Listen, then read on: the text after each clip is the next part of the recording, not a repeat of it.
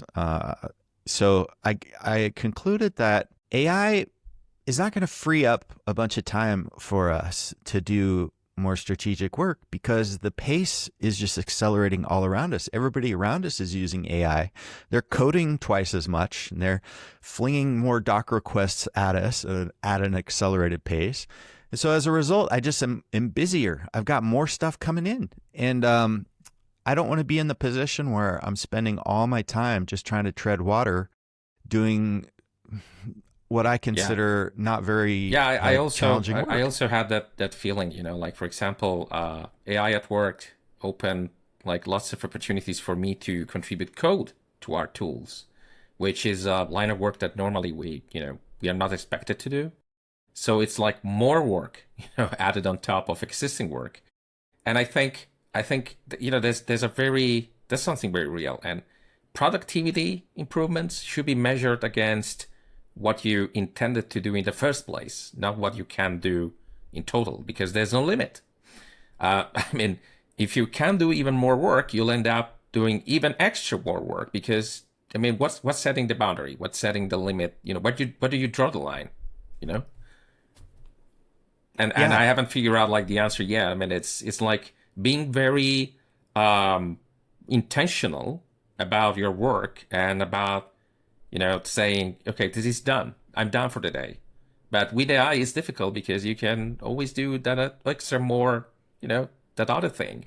But you have to be on top of it. So you end up watching the LLM doing stuff. And it's kind of addictive, Yeah.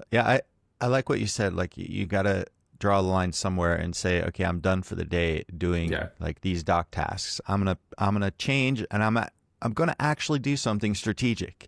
And I started to do that last week. I said, okay, look, get rid of this idea of getting to bug zero. You worked on a lot of docs. You need to spend some time like understanding some of these concepts on a deeper level. So I started, I have this little document that says to read. So every time something comes across my inbox and I'm like, yeah, I should check that out, or I see this, I should check that out. I don't usually do it in the moment. I put it in this to read document. And then when I'm ready for that space, I will either read the document, or I've been putting it into Notebook LM and having it create some little video explainers or podcasts, and I'll watch those. And that has been quite transformative this past week. I feel like I'm engaging with my subject matter domain on a deeper level and understanding things in ways I didn't before, which hopefully will translate into better capabilities when I'm working on their docs. Right.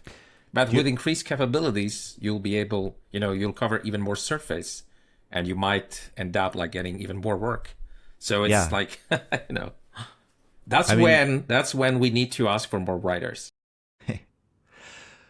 Yeah, about the whole more writers thing, I still see employers kind of embracing this mindset that they're going to keep hiring flat. And so even when people leave, a lot of times they're not 100% backfilled. And it's just like forcing writers to rely on AI more just to tread water. But yeah, as you said, like if you're always just like able to keep up, even when your employer is not like resourcing you enough, it's kind of a recipe for probably burnout in the end. So, yeah.